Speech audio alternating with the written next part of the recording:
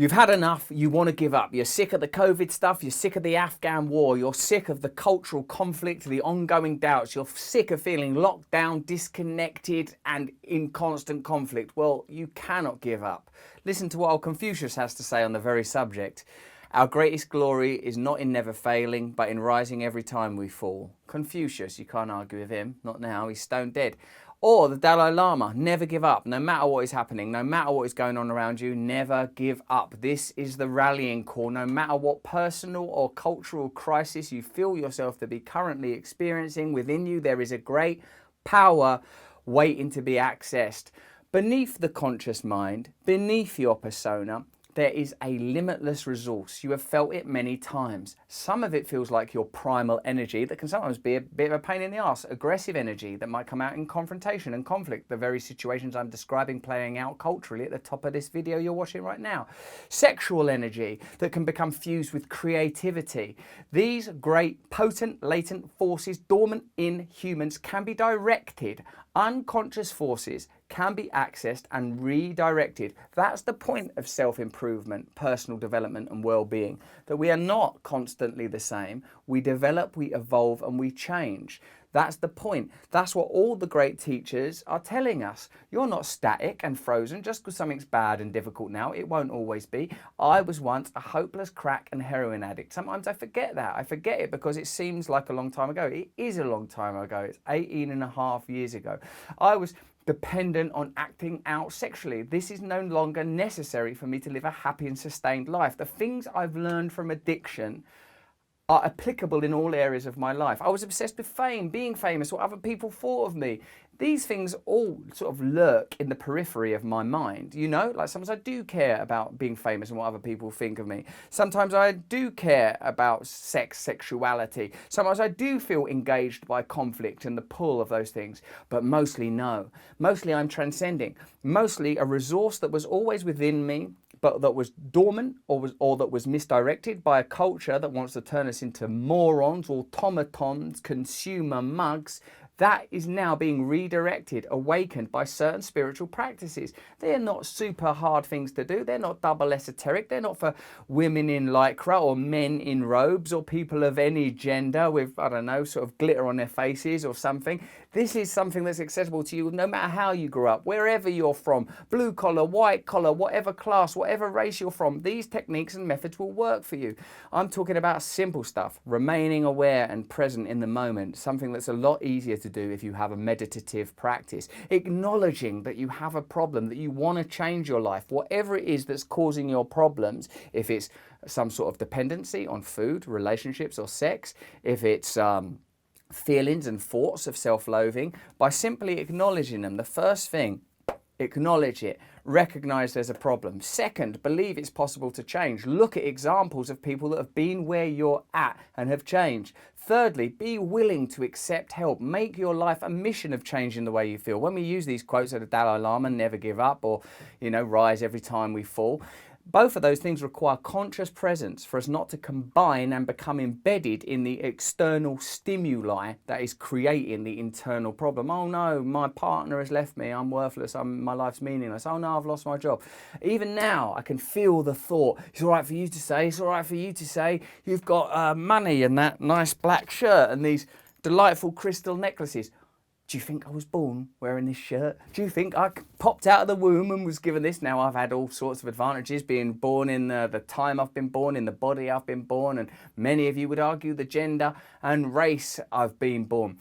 But others might contest, ordinary working class background, mental health problems, addiction problems. All of us have our challenges. There's no doubt that from certain historical narratives, different identities encounter different and more extreme problems.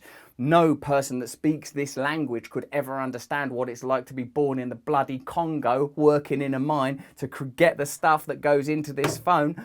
But all of us have challenges of various degrees, and all of us have access to solutions. And the solutions are, as I've just described, Admit the problem, believe it can change, accept help. Now, when it comes to meditative practices, I'd like to direct you to a video I did with Deepak Chopra. It's a lovely meditation. Some people are not sure about Deepak. I've met him, he's a good guy. Yeah, I like Deepak Chopra a lot. You'll love it. If you sit and do it for 30 minutes, you will feel different afterwards. And if you want an example of some meditation that you can do, have a look at this from my podcast, Above the Noise, available on Luminary. This week we're going to do something extremely dangerous. No, it's not going to be dangerous. We're going to do a guided visualization meditation with absolutely no danger. I've been thinking a lot about the power of chaos and spontaneity. A friend of mine called me an agent of chaos. I talked about it with a trusted mentor and therapist, and he said, you are an agent of chaos. An agent of chaos can mean that I have a relationship with spontaneity. Chaos and spontaneity can mean danger, but they needn't, God willing, necessarily mean danger. Change comes from spontaneity. There are powerful forces within you that may be inaccessible to you because of your conditioning that's taken place on the level of family, society, all manner of levels. Let's today do a guided visualization aimed at awakening dormant forces within you safely.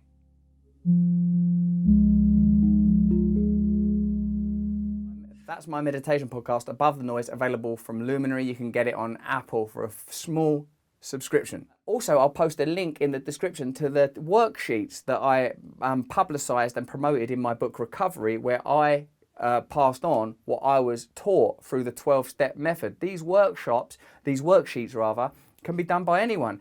And also I'll put a link in to a 12-step workshop I done on a website called Commune, which I think now you do have to pay for, but was free for a little while. So I'm going to give you some free resources and one thing you can subscribe to if you want to. But even if you don't, that sort of information is accessible for free all over the internet and is primarily based on the principles of 12-step recovery and moving towards a spiritual life instead of a material life. Not to say it's wrong to have material things, not to say it's wrong to flourish, thrive, prosper, but to bring your attention within in order to not feel trapped, broken and lost. If you feel that way, I know how you feel. I've been where you've been. I'll be there again. Life incorporates the undulations and vicissitudes of failure and success. And by staying present, by staying awake, by having a meditative practice predicated on a system of recovery, acknowledging the problem, believing it can change, accepting help from people who know the score,